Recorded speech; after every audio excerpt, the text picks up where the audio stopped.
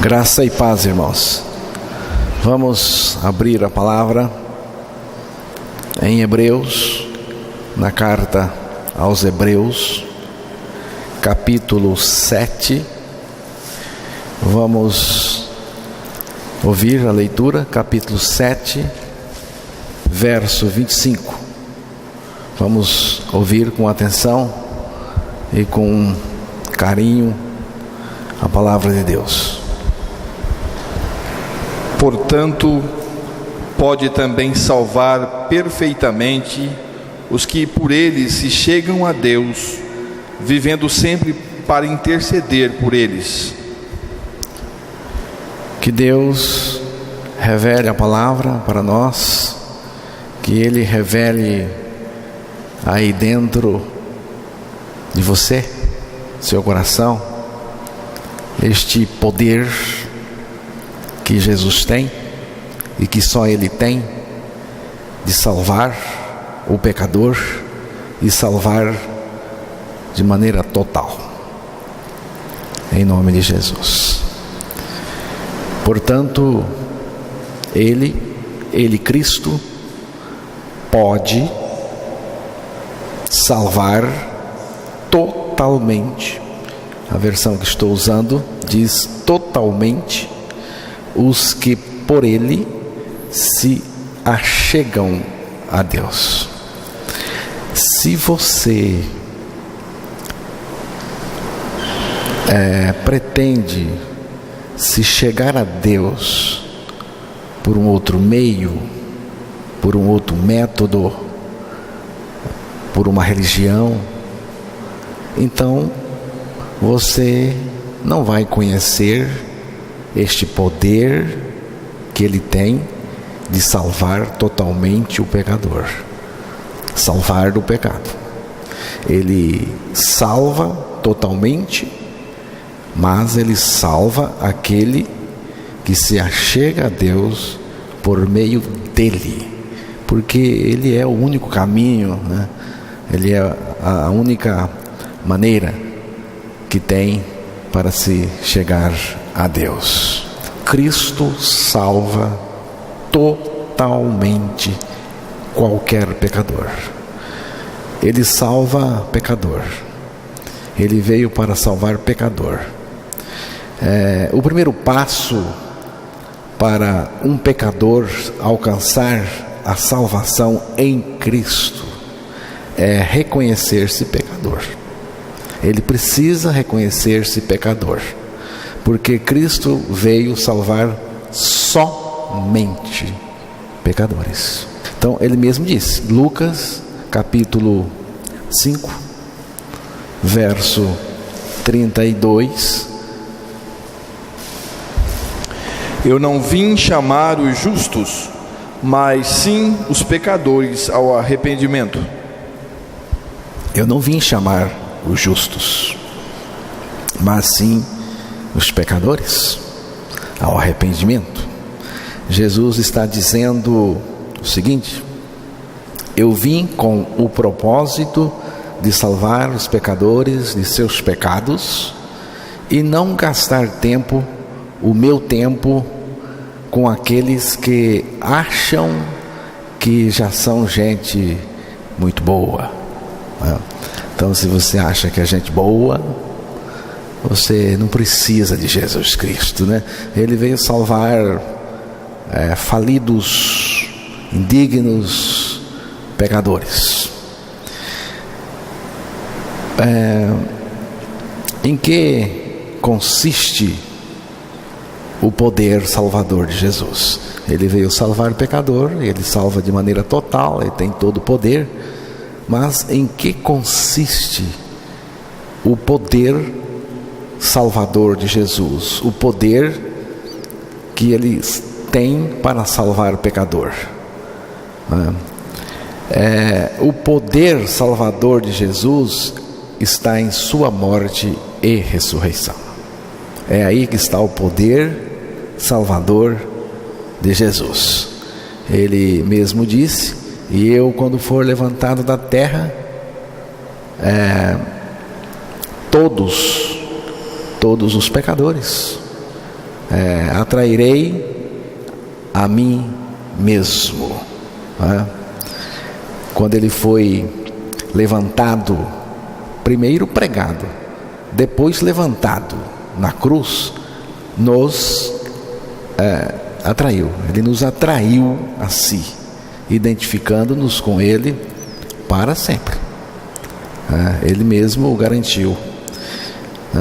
Então, atraídos em Cristo, identificados nele, colocados nele, nele fomos crucificados e com ele morremos.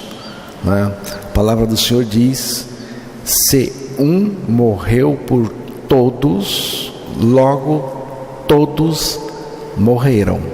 2 de Coríntios 5,14. Interessante aqui. Se um morreu por todos, um é Cristo, né? Morreu por todos. Você não tem dificuldade em aceitar o fato de que Jesus morreu naquela cruz, né? Você tem uma cultura cristã, vive em um país que tem uma cultura cristã, então você não tem nenhuma dificuldade para aceitar o fato que Jesus morreu naquela cruz. Eu sei que você aceita que Jesus morreu naquela cruz. Agora, aqui no texto, Paulo diz algo além dele ter morrido por nós naquela cruz. Aqui diz: se um morreu por todos, logo todos morreram. Você entende aqui? Todos morrerão. Todos morrerão. Por que todos morrerão? Será que Paulo estava louco da cabeça? Não, ele estava lúcido. Juízo perfeito. É que quando Cristo morreu, nós também morremos, porque nós estávamos nele. Ele nos atraiu para ele naquela cruz. Então, todos morreram. Quando Cristo morreu, todos os que estavam nele morreram. Todos morreram. Se morreram todos, você está no meio. Você pode até não crer, porque Jesus não dependeu do seu consentimento para lhe atrair. A atração de Cristo não depende de você. A atração de Cristo foi um ato soberano. Você sabe o que significa um ato soberano? Ele não pediu permissão. Ele foi lá e te atraiu. Como Deus poderoso que Ele é, Ele atraiu você lá no corpo dele.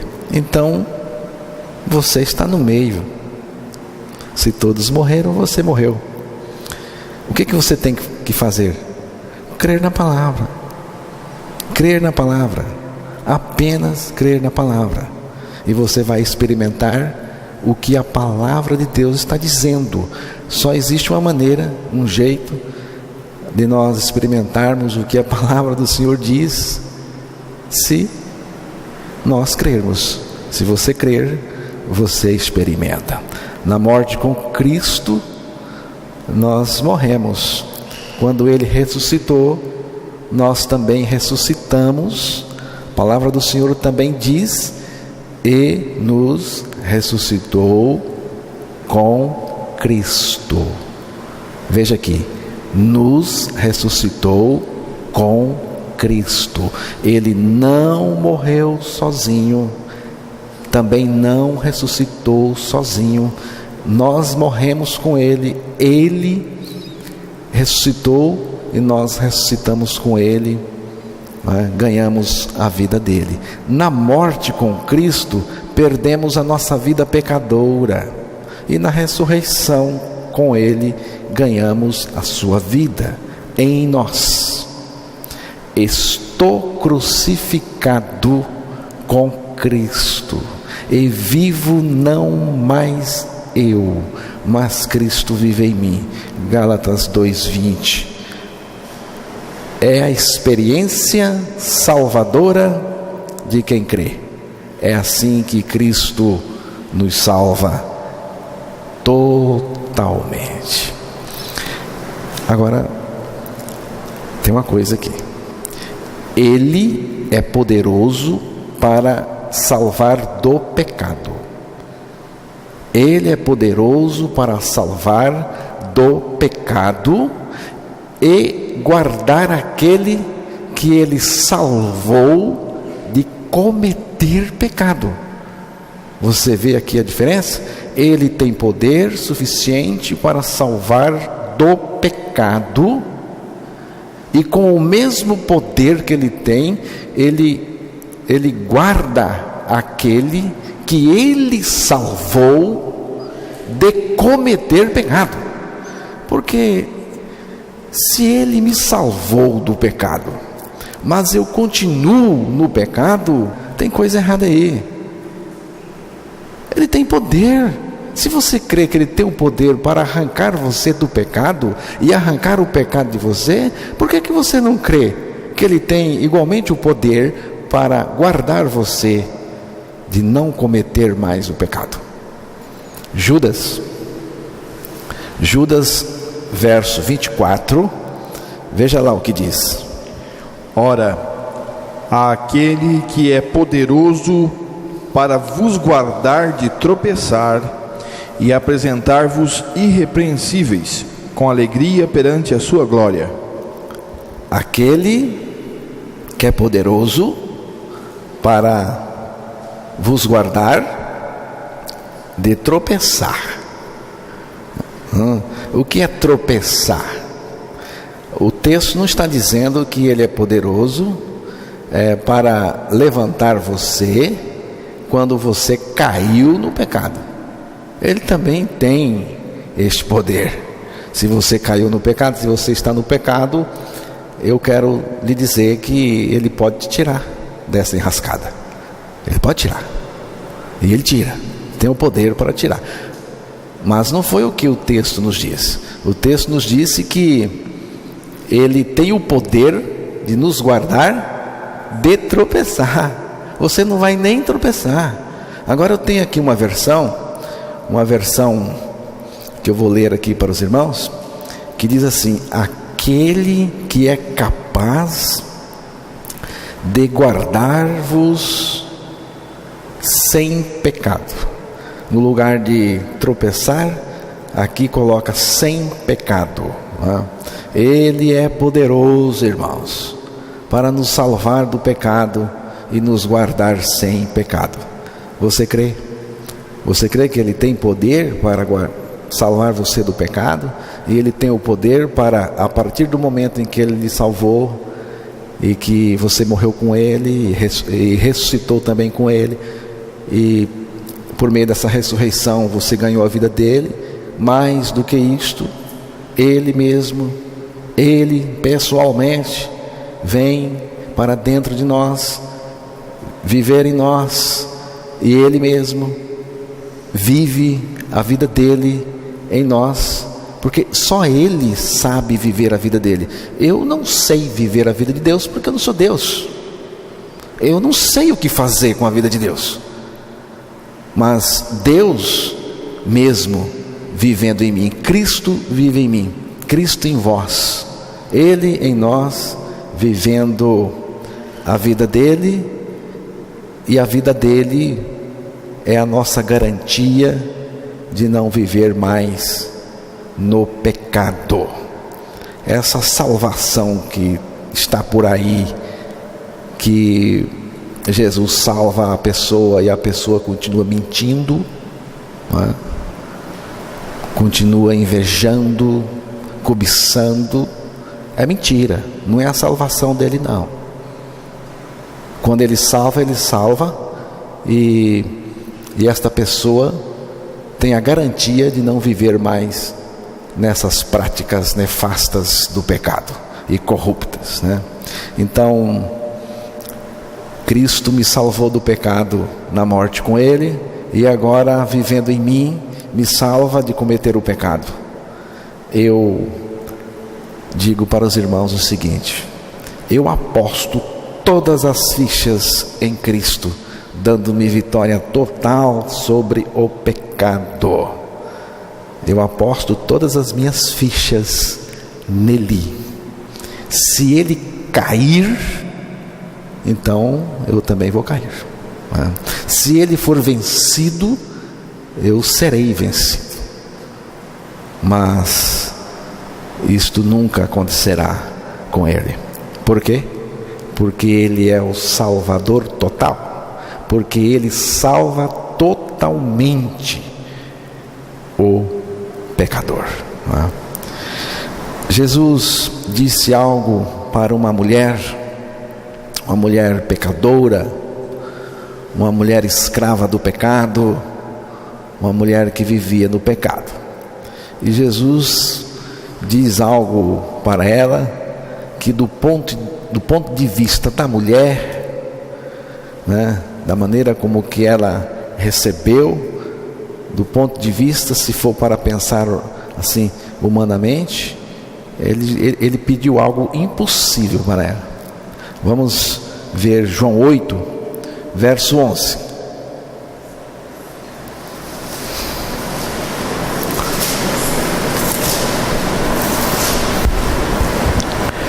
E ela disse: ninguém, Senhor. E disse-lhe Jesus: nem eu também te condeno, vai-te e não peques mais. Jesus está falando com uma mulher pecadora, que foi apanhada em pecado, foi apanhada no ato do pecado, e Jesus diz para a mulher, interessante que Jesus não deu nenhum sermão de moral na mulher. Interessante, porque religioso gosta, né? Religioso, quando pega alguém aí em uma situação difícil, em uma encrenca, em um pecado, a religião zomba, da pessoa, ela pune a pessoa, dá um pito na pessoa, dá sermão de moral na pessoa. Mas Jesus não é disso, Ele não deu nenhum sermão na mulher.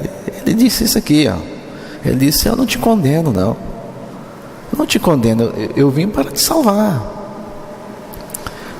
Ele diz aqui: nem eu também te condeno, vai-te e não peques mais. O que eu estou aqui querendo mostrar é o que Jesus disse para ela: vai-te e não peques mais. Mas como, Senhor? Se pecar é a minha natureza, eu posso me esforçar, Senhor, eu posso, esse pecado que eu cometi lá, eu posso não repeti-lo, mas tem outras formas de pecar. Interessante, irmãos, que Jesus não disse para ela: mulher, ore bastante, procura um grupo de religiosos assim, procura um grupo assim bem religioso, bem devoto, entra lá, ore bastante, para que você fique livre do pecado. Jesus não mandou orar, Ele não mandou louvar também, Ele não mandou evitar o pecado. Ele disse logo o seguinte: vai-te, não peques mais. Não é? Irmãos, será que Jesus, quando disse para a mulher: vai-te, não peques mais, será que Ele estava brincando com ela? Será que Ele estava fazendo piada? Zombando? Será que era uma pegadinha? Não. Jesus não teria dito: não peques mais, se não fosse possível a qualquer um de nós. Fique sabendo disso. Jesus não brinca com os sentimentos das pessoas.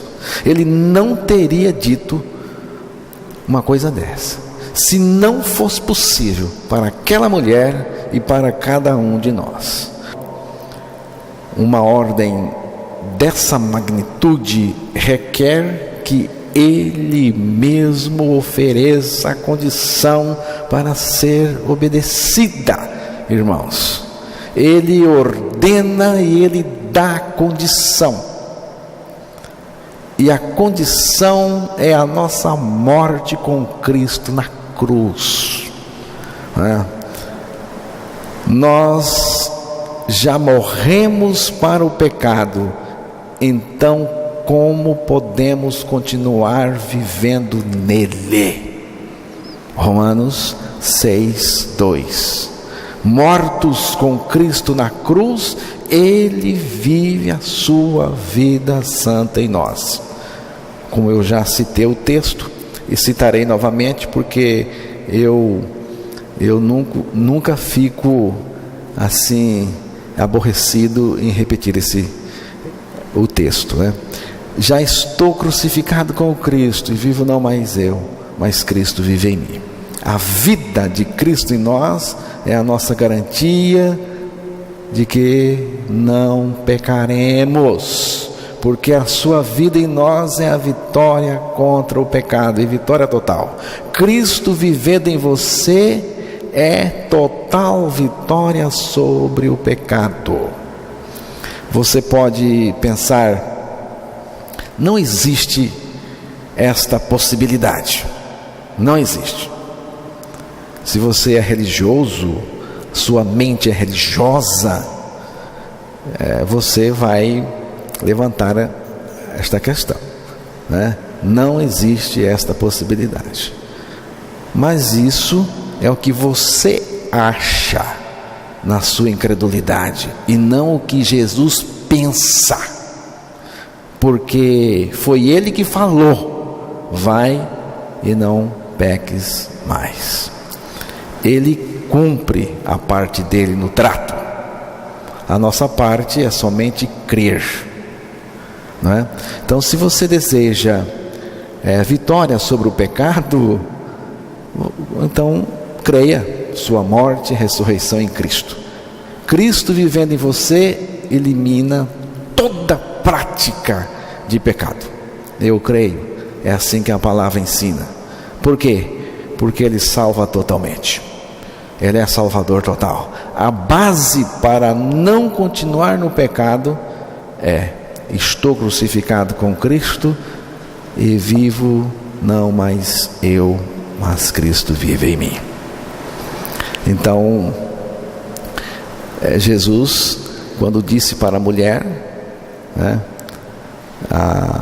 vai-te, não peques mais, é porque Ele sabia o que iria fazer com aquela mulher, né? Ele iria atrair aquela mulher para o corpo dele na cruz, como fez comigo e com você. Ele levaria aquela mulher a morrer com Ele na cruz, como me levou você.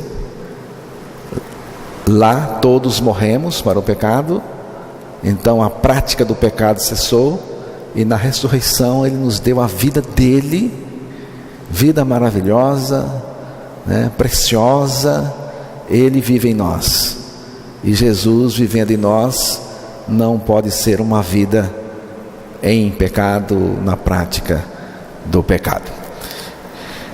Quem nos salva totalmente é Cristo. Ele salva não só dos nossos pecados, mas também da nossa natureza pecadora. Ele salva da velha criatura. Você é velha criatura, e Ele salva você do que você é. Ele salva você da sua velha criatura que está em você, não é? Daquilo que você é. Assim que, se alguém está em Cristo, nova criatura é. Se é nova criatura, você foi salvo, então, dessa velha criatura que habitava em você, da velha natureza. Porque aqui diz: assim que, se alguém está em Cristo, é nova criatura.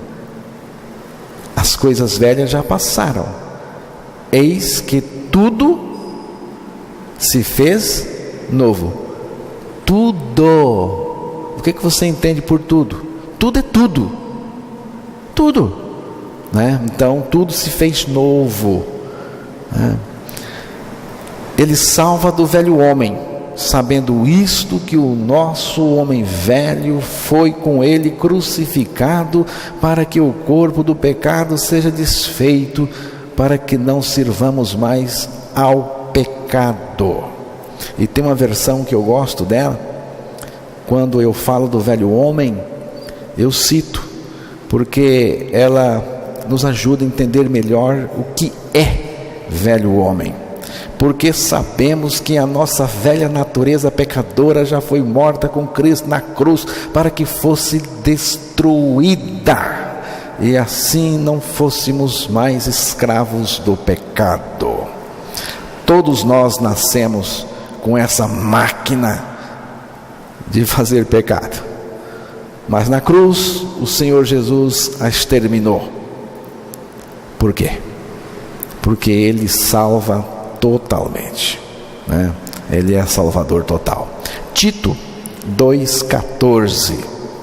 Vamos ouvir o texto da palavra.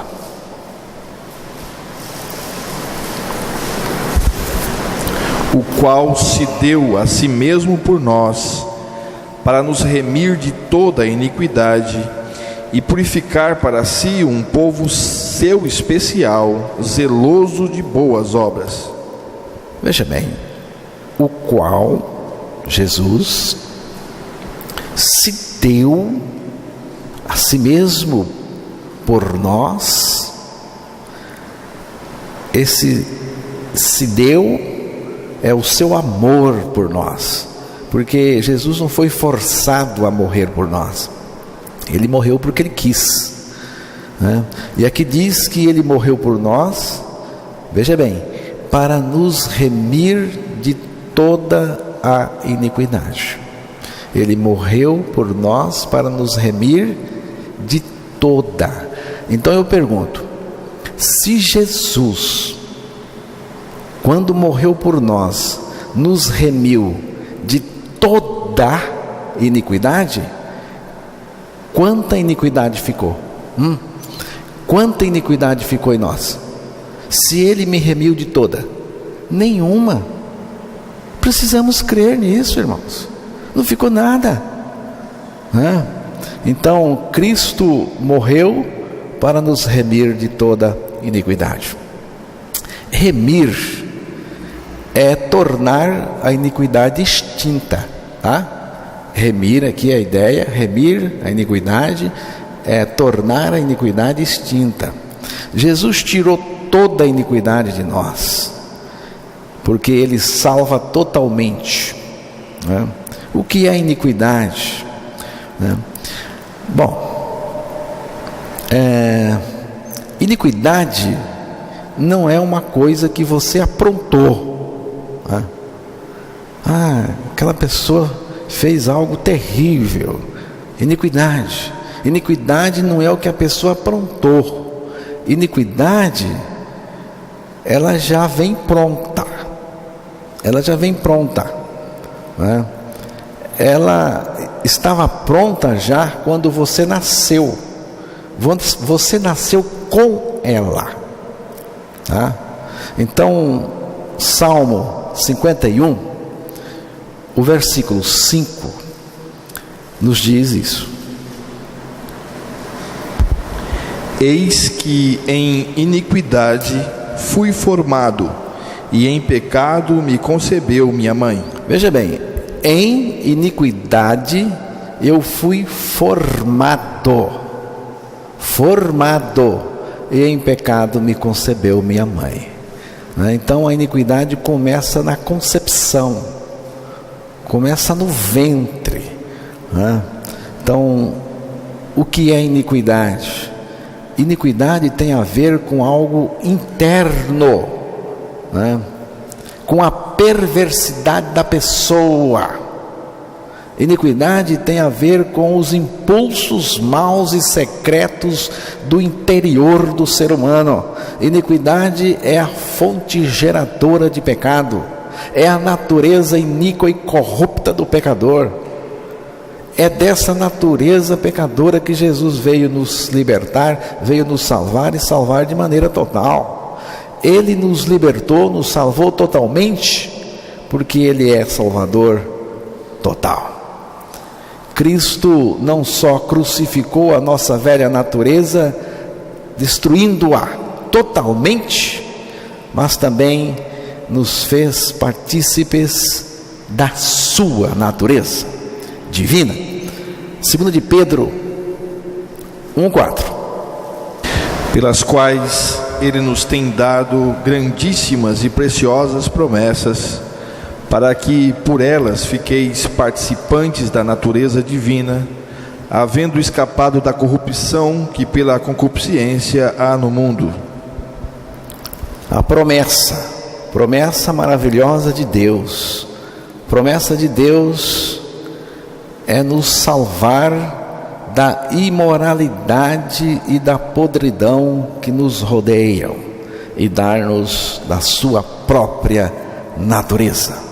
Então, na morte com Cristo, na cruz, Ele erradicou a nossa velha natureza iníqua e corrupta e colocou em nós uma nova natureza, uma natureza inteiramente nova, a sua própria natureza. Cristo em nós, vivendo sua vida, né? Então, por isso Ele é o Salvador total. Ele salva totalmente. Eu encerro esta meditação dizendo: Cristo, Jesus, Ele pode salvar totalmente os que por Ele se achegam a Deus. Ele pode, né? Amém?